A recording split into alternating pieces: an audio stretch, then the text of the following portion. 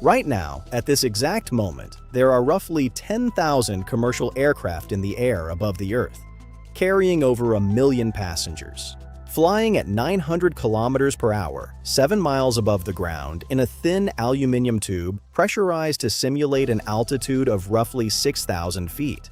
If any of those tubes lost pressure, the passengers would lose consciousness in 15 seconds. If any of them lost all engine power, they would begin a glide that gives them roughly 20 minutes before reaching the ground. And yet, commercial aviation is statistically the safest form of transport ever engineered. The odds of dying on a scheduled commercial flight are approximately 1 in 11 million. You are more likely to be struck by lightning. You are more likely to die in a car accident on the way to the airport than on the flight itself. In 2023, there were roughly 37 million commercial flights worldwide. The number of fatal accidents on scheduled commercial flights, 0, not 1. That number, 1 in 11 million, is not luck. It is the product of a century of engineering built on a single principle. Nothing critical should ever depend on one thing working. This video is about the engineering architecture that makes that number possible. We'll start with the physics that keeps a 400-ton machine in the air, and why most people have been taught the wrong explanation. Then the redundancy philosophy, why every critical system on a commercial aircraft exists in triplicate. The Swiss cheese model, the framework that explains how accidents happen and why they almost never do. And then the flight that tested every one of these principles to their absolute limit, United Flight 232, July 19, 1989, and what happened when every system designed to prevent catastrophe failed simultaneously.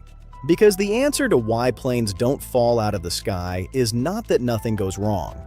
Things go wrong constantly.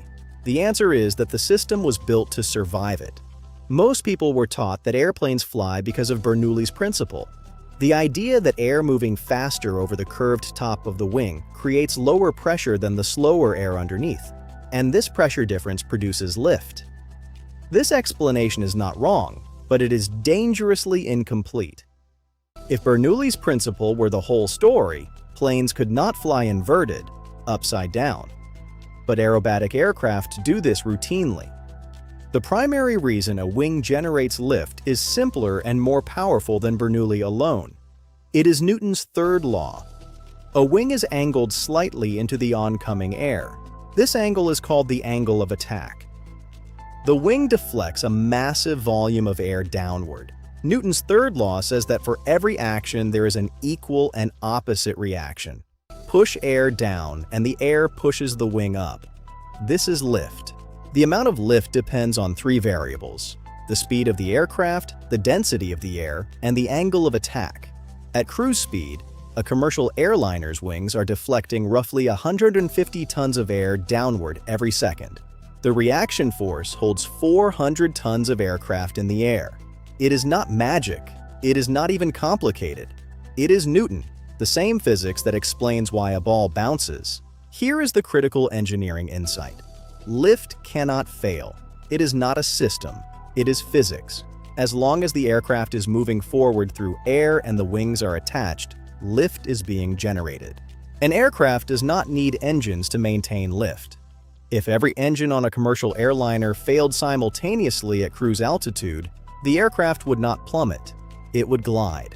A Boeing 767 has a glide ratio of approximately 20:1. For every mile of altitude, it can travel 20 miles forward. From cruise altitude of 35,000 feet, that gives pilots roughly 150 kilometers of gliding range and 20 minutes to find a runway. This is not a theoretical scenario. On August 24, 2001, an Air Transat Airbus A330 ran out of fuel over the Atlantic Ocean. Both engines stopped. The aircraft glided for 19 minutes and landed safely at a military base in the Azores. All 306 people on board survived. The wings did not stop working. The physics does not require fuel. It requires only motion and air. The question of why planes don't fall out of the sky begins with this. Even in the worst case, the physics is on your side. If the physics provides the foundation, Redundancy provides the insurance. The design philosophy of commercial aviation can be summarized in a single sentence. Every system that could kill you if it failed exists at least twice, and usually 3 times. Hydraulic systems, which control the flight surfaces that steer the aircraft, operate in 3 independent circuits on most commercial airliners. Each circuit can fly the aircraft alone. All 3 must fail before hydraulic control is lost. Electrical systems run on multiple independent generators, each powered by a different engine, backed by a ram air turbine that deploys automatically if all generators fail, backed further by a battery that provides minimum essential power. Navigation systems include GPS, inertial reference systems, VOR ground stations, and radio direction finding. 4 independent methods of knowing where you are.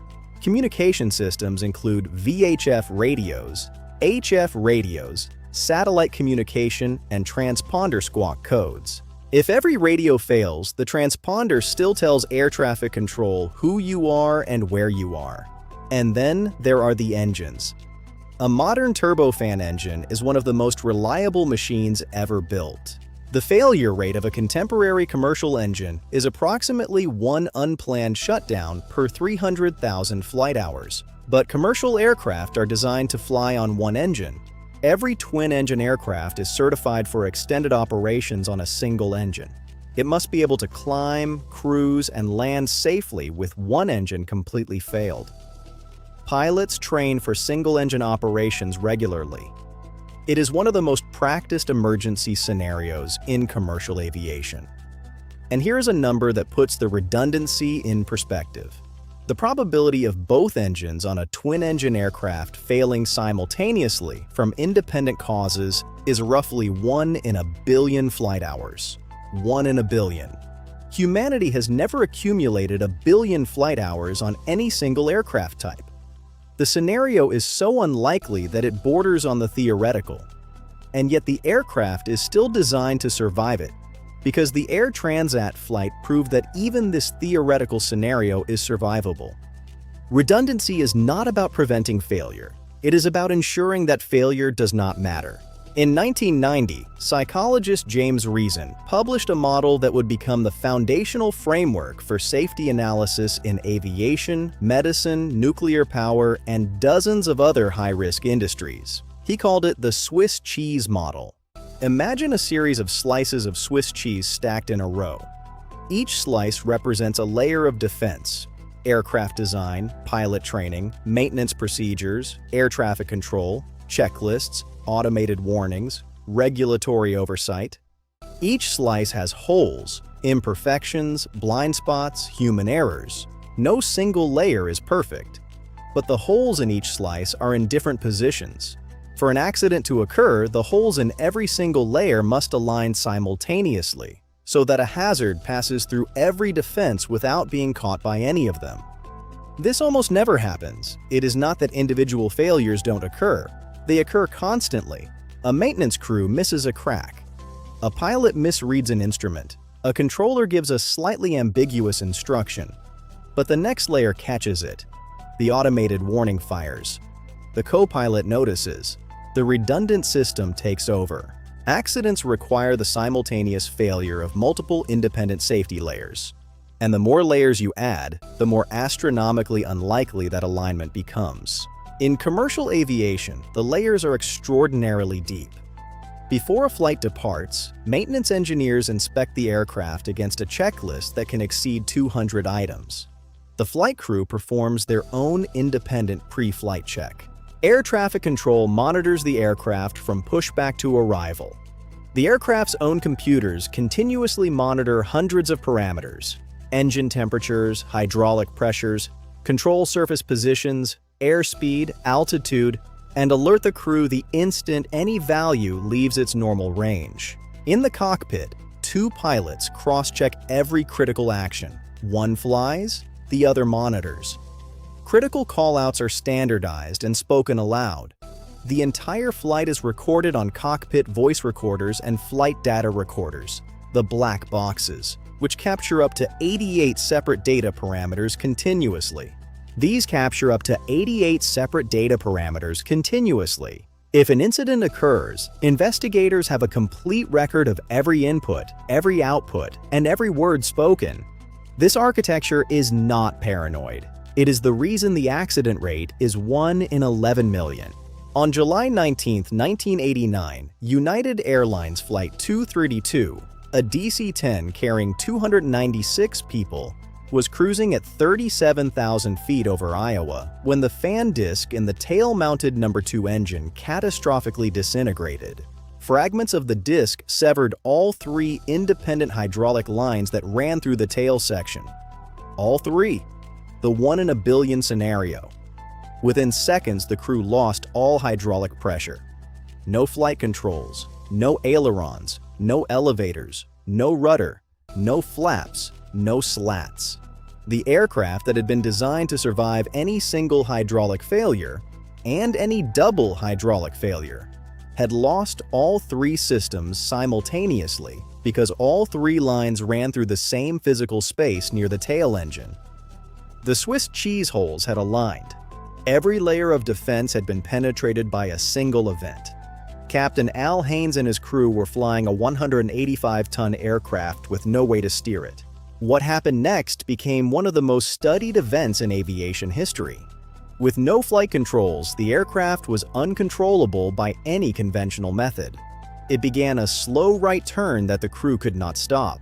Captain Haynes and First Officer William Records, joined by a passenger who happened to be a DC-10 training pilot, Captain Dennis Fitch, devised a method of controlling the aircraft using only differential engine thrust. By increasing power to the left engine and decreasing power to the right engine, they could turn left. By reversing the differential, they could turn right. By adjusting overall thrust, they could roughly control altitude. It was crude. It was unstable. The aircraft oscillated in a series of sickening phugoid cycles, long, slow pitching motions that took the plane from 300 feet per minute climb to 1,800 feet per minute descent and back again. For 44 minutes, the crew wrestled the aircraft towards Sioux City, Iowa, using a control method that no manual had ever described and no simulator had ever practiced. They reached the runway. They were coming in too fast, 240 knots, nearly double the normal landing speed, and with a right bank, they could not fully correct. The aircraft touched down hard, cartwheeled, and broke apart. Of the 296 people on board, 185 survived. By every measure of the design, every person on that aircraft should have died. The aircraft had no flight controls. The maneuver the crew performed had never been attempted. Of the 296 people on board, 185 survived. By every measure of the design, every person on that aircraft should have died. The aircraft had no flight controls. The maneuver the crew performed had never been attempted, and yet 185 people walked away. Because even when every engineered safety layer failed, the human beings in the system did not. United 232 killed 111 people, but the investigation that followed saved thousands. The NTSB, the National Transportation Safety Board, conducted one of the most thorough accident investigations in aviation history. The findings led to immediate changes. DC-10 hydraulic lines were redesigned so they no longer ran through the same physical space. Fan disc inspection protocols were overhauled. Flight simulators worldwide added a no hydraulics scenario so crews could practice the technique that Haynes invented in real time. This is the mechanism that makes aviation's safety record possible. Every accident is investigated. Every investigation produces findings. Every finding becomes a regulation, a redesign, or a training requirement. And every change applies to every aircraft and every airline worldwide through ICAO, the International Civil Aviation Organization. When a maintenance error causes an incident in São Paulo, the training program in Frankfurt is updated. When a design flaw is discovered in Seattle, every aircraft of that type on Earth is inspected. Aviation is the only industry that systematically converts every failure into a permanent improvement in the system. The result is a safety curve that has been declining for a century. In the 1950s, the fatal accident rate for commercial aviation was roughly 40 per million departures. By the 1970s, it had fallen to 3 per million. By the 2000s, it was 0.3 per million. Today, it is below 0.1 per million. Each decade is safer than the last, not because aircraft are simpler. They are vastly more complex. Not because humans make fewer errors. They make roughly the same number. But because the system has accumulated a century of lessons, each one paid for by an accident, each one permanently embedded in the design, the training, and the regulation that governs every flight. The 1 in 11 million number is not a statistic. It is the sum of every investigation, every redesign, every regulatory change, every training update that aviation has made since the Wright brothers. It is a number written in the history of every accident that ever happened, and the determination to never let it happen the same way twice. Here is what commercial aviation teaches us about the design of safe systems and why the answer to why planes don't fall out of the sky is more profound than it appears. The answer is not that planes are perfectly built. They are not. Components fail regularly. Engines shut down. Sensors malfunction. Hydraulic lines leak. Tires burst. Cracks form in structures that were designed to be crack-free. The answer is not that pilots are infallible. They are not. Pilots misread instruments, miss call-outs, misjudge approaches, and occasionally fall asleep. The answer is that the system was designed from the beginning to assume that every individual part of it, mechanical, electronic, human, will fail. And it was built so that no single failure and no single combination of likely failures can bring the system down. Aviation does not achieve safety by preventing failure. It achieves safety by surviving failure. Every redundant system, every cross-check, every checklist, every layer of the Swiss cheese model exists because someone, somewhere, at some point in aviation history, died from the absence of that layer, and the industry took the lesson and made it permanent. The next time you sit on a commercial aircraft and feel the engine spool up for takeoff, know this: you are sitting inside a century of accumulated lessons. Every bolt, every procedure, every warning light has a reason. And the reason is almost always the same. Someone didn't come home, and the industry decided that nobody would ever not come home for that reason again. That is why planes don't fall out of the sky. Not because nothing goes wrong, because when something goes wrong, everything else was built to catch it.